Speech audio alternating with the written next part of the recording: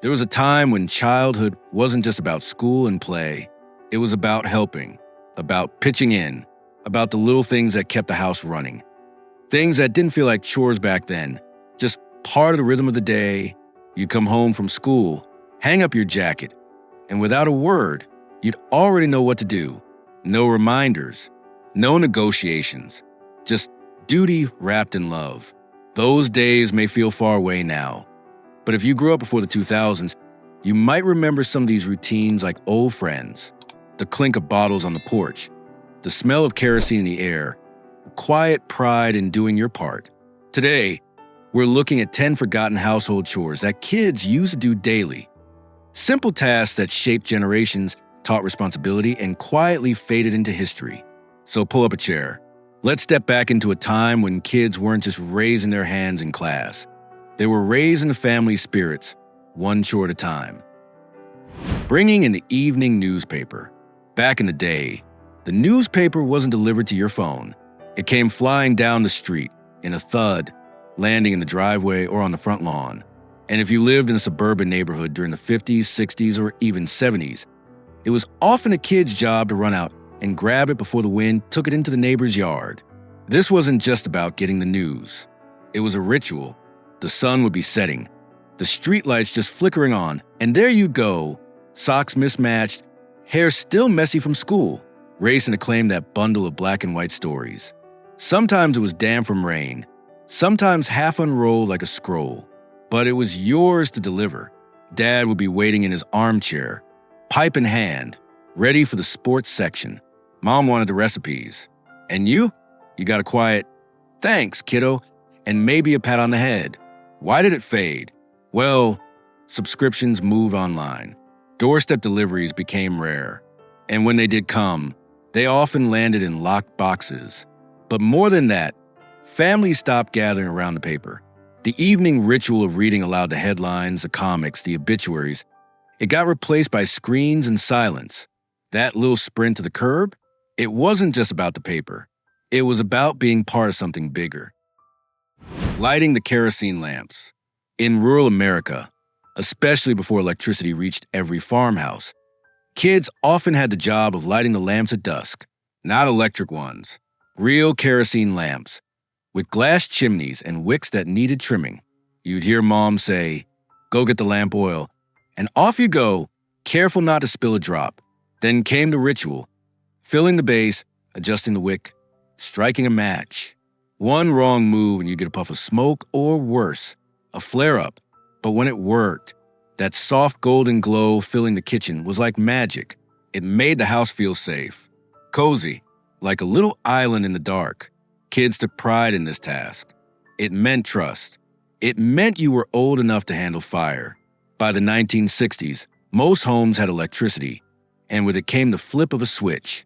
Instant light, no fuss, no smell of kerosene clinging to your clothes. But we lost something too, the quiet moment of lighting the night, of watching shadows dance on the walls as the family gathered around the table. Now, we just flip a switch and forget about it. No ceremony, no care. Pumping water from the well, if you lived on a farm or in a small country town. Clean water didn't come from a tap. It came from a hand pump in the backyard. And every morning, it was often a child's job to pump that water into a bucket for cooking, washing, and drinking. You grab the wooden handle, pump up and down, squeak, splash, squeak, until the bucket filled. Sometimes it took 10 pumps, sometimes 20. And in winter, the handle could be freezing, the metal biting into your gloves. But there was a rhythm to it, a kind of music in the motion. And when you carried that heavy bucket inside, you knew you'd done something real, something your family depended on. As indoor plumbing became standard, the well pump became a relic. Now, water flows with a turn of the wrist. No effort, no thought. But back then, every glass of water came with a story, and a child's hands helped write it. Shaking out the rugs. Before vacuum cleaners were common, or even reliable, families beat the dust out of their rugs the old-fashioned way, by hanging them over a clothesline and giving them a good whack with a carpet beater. And who got that job? Usually the kids. Saturday morning meant chores, and one of the loudest was rug shaking day. You'd drag the living room rug outside, drape it over the line, and go to work. Thwack, thwack, thwack. Dust would explode into the air like a little storm. You'd cough, laugh, and keep going. Neighbors would wave. Dogs would bark. It was a neighborhood event. And when you finished, you'd step back and admire the clean rug, now fluffed and fresh in the sunlight. Vacuums made this chore obsolete. Quick, quiet, efficient, but they also made cleaning lonely. No rhythm, no noise, no shared moment of satisfaction when the dust finally settled. Now we suck the dirt away without even seeing it. Back then, you felt clean. Feeding the chickens. In backyard coops across America, kids were in charge of the chickens. Every morning, rain or shine, you'd head out with a bucket of feed, scattering grain across the dirt while the hens clucked and pecked at your boots. It wasn't just about feeding them. You'd collect eggs warm from the nest, checking each one for cracks. Sometimes you'd find 2 yolks. A lucky day. Other times, a broken egg meant a scolding from mom. But usually she'd just say, "Try again tomorrow." This chore taught patience, responsibility, and a quiet connection to where food came from. But as grocery stores took over and backyard farming faded, so did the morning ritual of tending to the flock. Now, eggs come in cartons, clean and sterile, with no memory of a child's hands. We gained convenience, but we lost the cluck of a hen saying good morning. Polishing the silverware.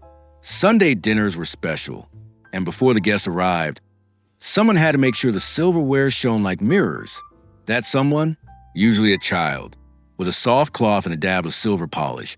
You'd sit at the kitchen table and rub each fork, spoon, and butter knife until it gleamed.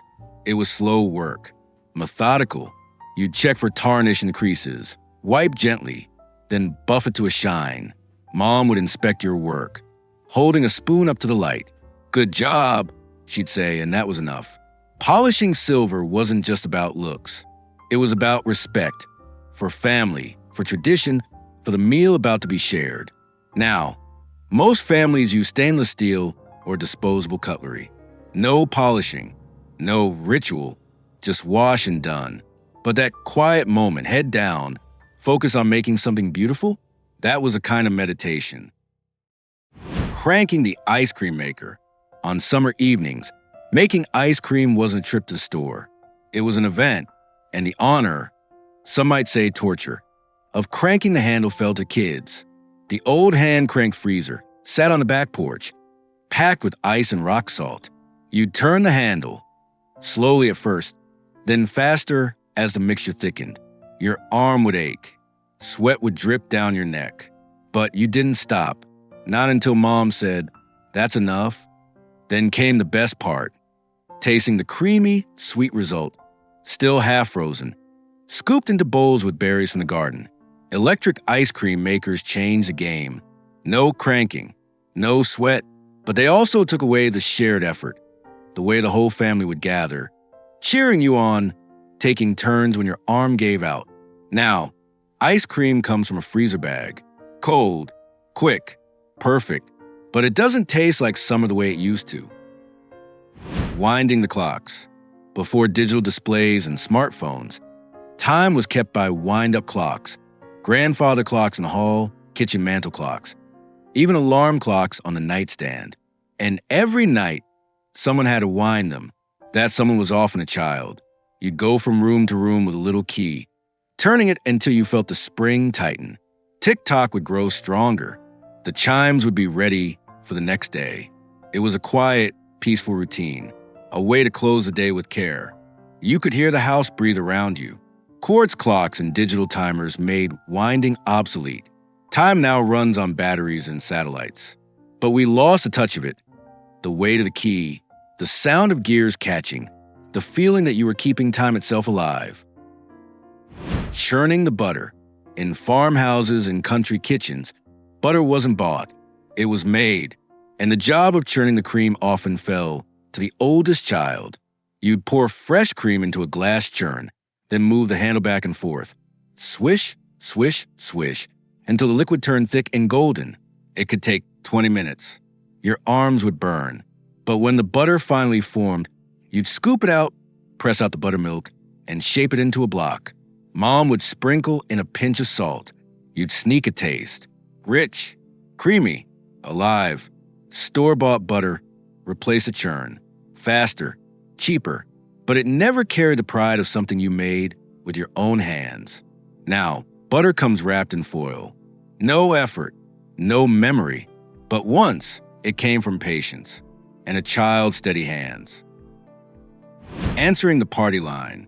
Before everyone had their own phone number, many rural families shared a party line, one phone line used by several households. And when that phone rang, it was often a kid's job to answer it. You'd pick up the receiver and say, "Number 4, speaking," because everyone on the line had a number. Then you'd listen carefully. Was the call for you, for Mom, or for Mrs. Thompson down the road? Sometimes you'd hear neighbors chatting in the background. Everyone knew when someone was listening. It was like a tiny community radio. But it also meant responsibility. You couldn't be rude. You couldn't slam the phone. And if there was an emergency, you had to get the message through fast.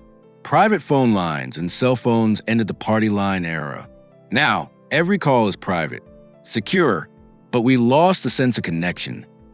The way a simple ring could bring a whole neighborhood a little closer. These chores may seem small, outdated even, but they weren't just about work. They were about belonging, about knowing your place in the family, in the home, in the rhythm of everyday life. We've traded effort for ease, speed for simplicity. But sometimes in that trade, we left behind the quiet pride of a job well done. What chores did you do as a kid? Did you feed the chickens? Win the clock? Crank the ice cream? Share your memories in the comments below. We'd love to hear your stories. And if you enjoyed this trip down memory lane, give us a thumbs up, hit subscribe, and ring that bell. Because every week, we're keeping the past alive, one story at a time. Until next time, keep the porch light on. Someone might be coming home.